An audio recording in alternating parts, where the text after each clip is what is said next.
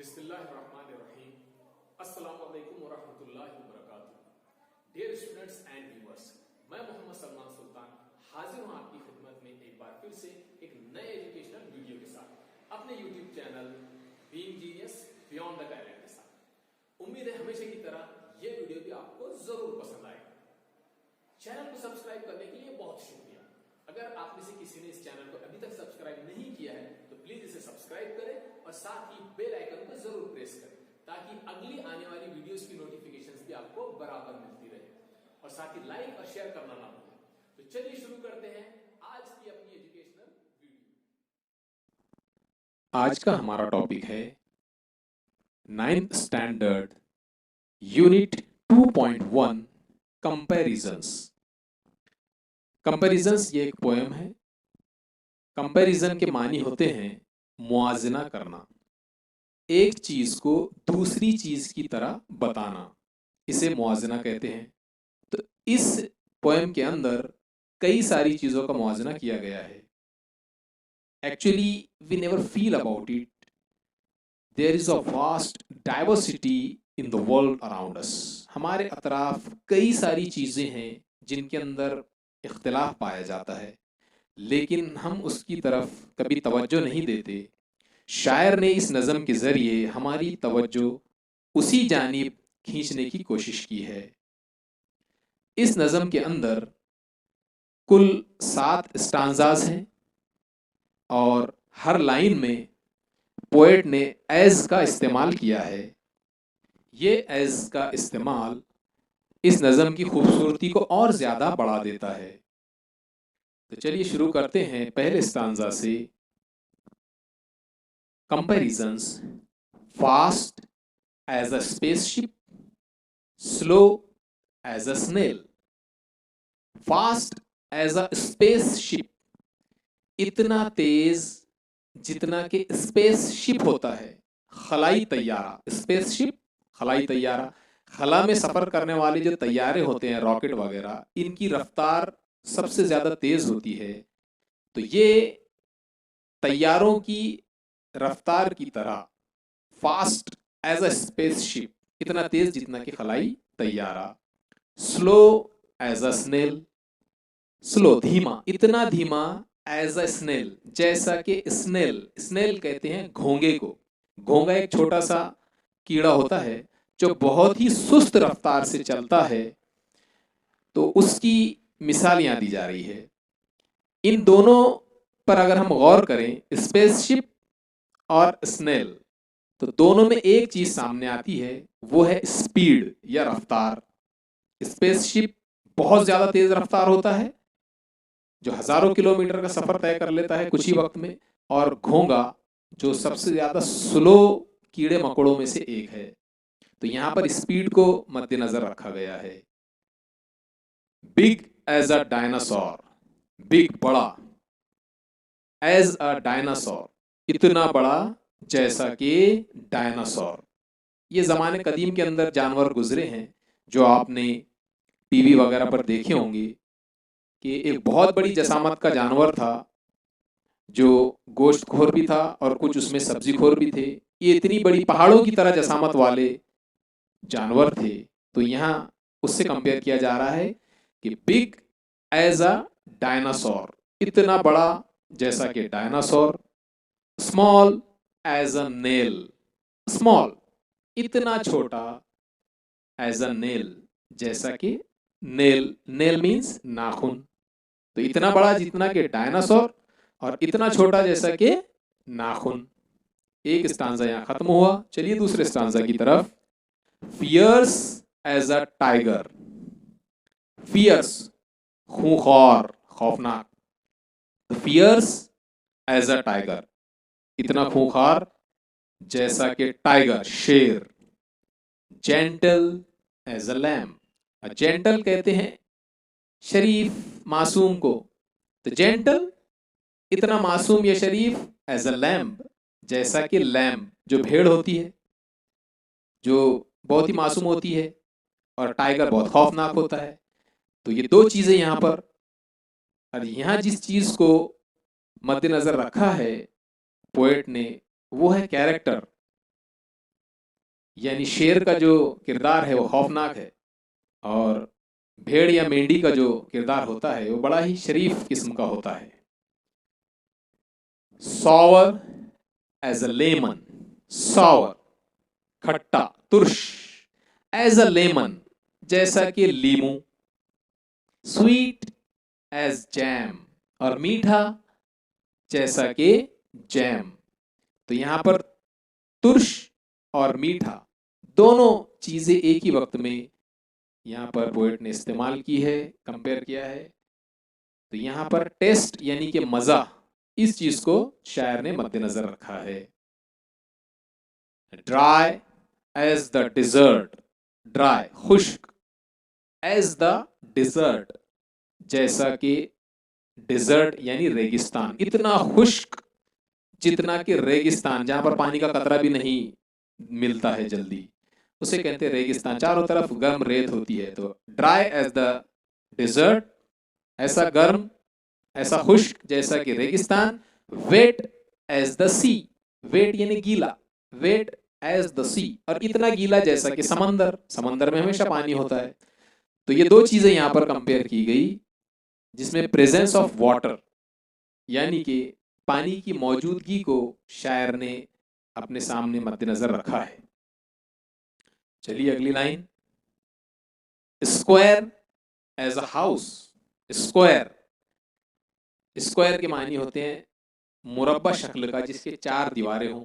तो square as a house, एक घर की तरह मुरब्बा नुमा।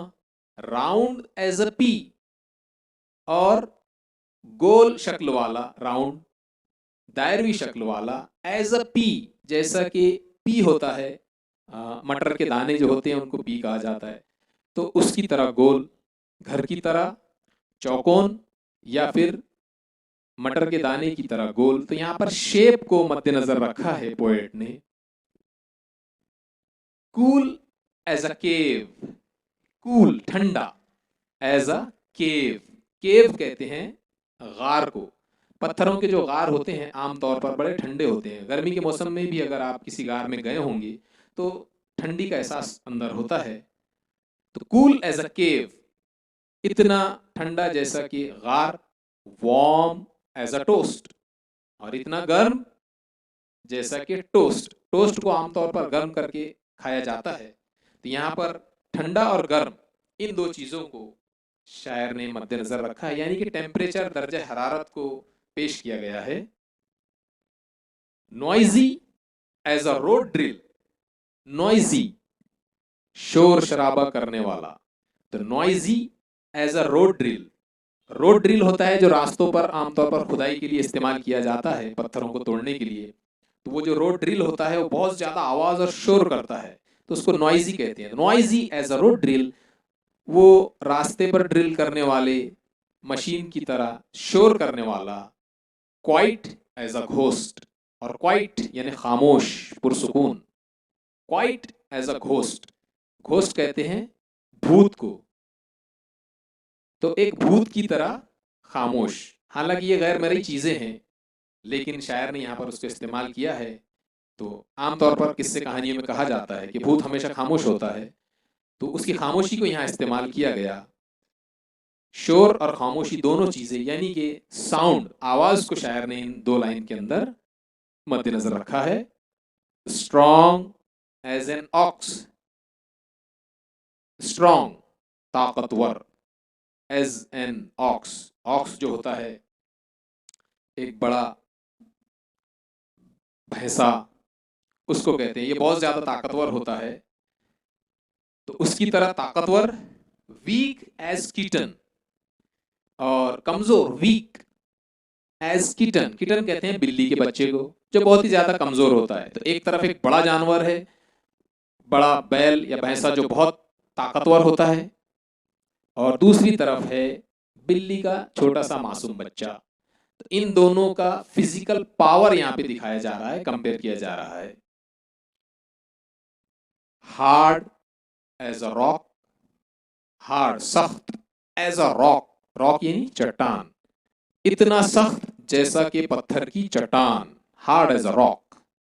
सॉफ्ट एज अ मिटन, और इतना सॉफ्ट, मुलायम, नर्म, एज अ मिटन, जैसा कि मिटन, मिटन होता है दस्ताना, कपड़े वगैरह का बना हुआ, जो आमतौर पर ख्वातीन इस्तेमाल करती है हाथों पर पहनने के लिए, जो बहुत ही नर्म और मुलायम होता है। तो एक तरफ पत्थर की चट्टान है और दूसरी तरफ एक नर्म दस्ताना है। इनकी नज़ाकत यहाँ पर दिखाई जा रही है, फर्मनेस दिखाया जा रहा है। Dark as a tunnel, dark यानी जहां पर अंधेरा हो, तारीकी हो, तो dark as a tunnel. Tunnel कहते हैं आमतौर पर वो रास्ता जो पहाड़ों को खोद कर बनाया जाता है, उसे टनल कहते हैं, बोगदा वगैरह जिसमें से ट्रेन और बसेस गुजरती है। तो उसकी तरह तारीक, dark as a tunnel, tunnel की तरह, जिसको हम सुरंग भी कह सकते हैं। तो एक सुरंग जिसके अंदर हमेशा अंधेरा होता है, तो एक सुरंग की तरह तारीक, गहरा, light as the moon, light रोशन, एज द मून चांद की तरह रोशन। एक तरफ तारीकी है और दूसरी तरफ रोशनी है। तो यहाँ पर ब्राइटनेस को कंपेयर किया है पोएट ने। Night time midnight, day time noon. Night time रात के वक्त, मिडनाइट यानी रात भी हो तो ऐसी हो कि मिडनाइट, आधी रात। आधी रात का वक्त वो होता है जब अंधेरा सबसे ज्यादा होता है, तारीकी सबसे ज्यादा होती है। तो रात भी वो रात, या रात का वो वक्त जब आधी रात हो, बहुत ज्यादा अंधेरा हो, डे टाइम नून। और दिन के वक्त दोपहर, नून यानी रात के वक्त बहुत ज्यादा अंधेरा और दिन के वक्त वो वक्त दोपहर जब बहुत सबसे ज्यादा रोशनी होती है। यहाँ पर इन दोनों चीजों की बुलंदी और बुलंद मकाम को जो है शायर ने इस्तेमाल किया है। उसकी चोटी होती है कि रात सबसे ज्यादा अंधेरी आधी रात को होती है और दिन दोपहर में सबसे ज्यादा रोशन होता है। वो बुलंद मकाम यहाँ पर इस्तेमाल किया है राइटर ने। Tall as a giant, tall as a giant, tall यानी ऊंचा, इतना ऊंचा, एज अ जायंट जैसा कि कोई जिन वगैरह हो, तो उसकी तरह बहुत ज्यादा ऊंचा। शॉर्ट एज एन एल्फ, और इतना पस्ता कद, इतना छोटा जैसा कि एल्फ। एल्फ कहते हैं बोने को, छोटे कद के जो लोग होते हैं, आमतौर पर 3 या 4 फुट जिनकी हाइट होती है, उनको बोना कहा जाता है।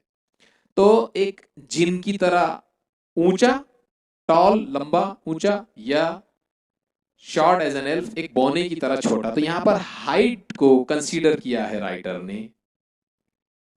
Crude as a mountain path, crooked, crooked कहते हैं मुड़ा हुआ, टेढ़ा मेढ़ा। तो क्रूड यानी मुड़ा हुआ, एज अ माउंटेन पाथ। आपने देखा होगा कि पहाड़ों पर जो रास्ते होते हैं आमतौर पर वो सीधे नहीं होते, वो मुड़े हुए होते हैं ताकि ऊपर चढ़ने और नीचे उतरने में आसानी हो।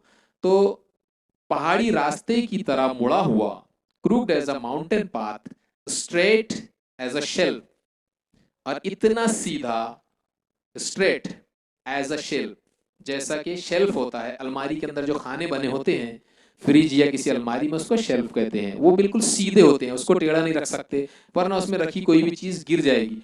तो उसको सीधा रखा जाता है, वो शेल्फ सीधे बने होते हैं। तो स्ट्रेट एज अ शेल्फ, इतना सीधा जैसा कि शेल्फ। यहाँ पर उसका जो फॉर्म है, उसकी जो साख्त है, उसको दिखाया गया है दोनों चीजों की। The world is full of opposites, the world दुनिया, इज फुल भरी हुई है, ऑफ अपोजिट्स उलट चीजों से, यानी वो चीजें जो आपस में इख्तिलाफ रखती हैं, उन चीजों से सारी दुनिया भरी हुई है। So think of some yourself, so think, तो आप भी अब सोचिए, ऑफ सम योरसेल्फ, अपने आप के बारे में कि वो कौन सी चीज है जो आपके मुताबिक आपके उलट है या आपसे इख्तिलाफ रखती है। और इस चीज को जानने के लिए सबसे पहले हमें अपनी क्वालिटीज को जानना पड़ेगा। तो राइटर का मकसद यही है कि सबसे पहले हम अपनी क्वालिटीज को जानें। अगर हम अपनी क्वालिटीज और अच्छाइयों को, खूबियों को जान लेंगे, तो फिर हमको जिंदगी में आगे बढ़ना आसान होगा, और अगर उसमें कोई खामी होगी तो उसे दुरुस्त करना भी आसान होगा। तो हमारे उलट क्या चीज़ है, अगर हमको ये जानना है तो उससे पहले हमें ये जानना ज़रूरी होगा कि हमारे अंदर क्या अच्छाई है, क्या खूबी है। तो चलिए, ये पोएम यहाँ पर ख़त्म हुई। हर लाइन के अंदर राइटर ने यहाँ पर एक एडजेक्टिव इस्तेमाल किया है। With the help of these adjectives we can compare so many things in the world around us। इनकी मदद से हम कई सारी चीजों का मुआवजा आसानी से कर सकते हैं। अगले वीडियो में हम इसका वर्कशॉप जरूर सॉल्व करेंगे इंशाल्लाह। तब तक के लिए study well, stay blessed, work hard and be a winner. Thank you so much. अल्लाह हाफिज। ऐसे ही मजेदार एजुकेशनल वीडियोस देखने के लिए देखते रहिए my channel being genius beyond the talent, क्योंकि आपके अंदर भी छुपा है एक जीनियस।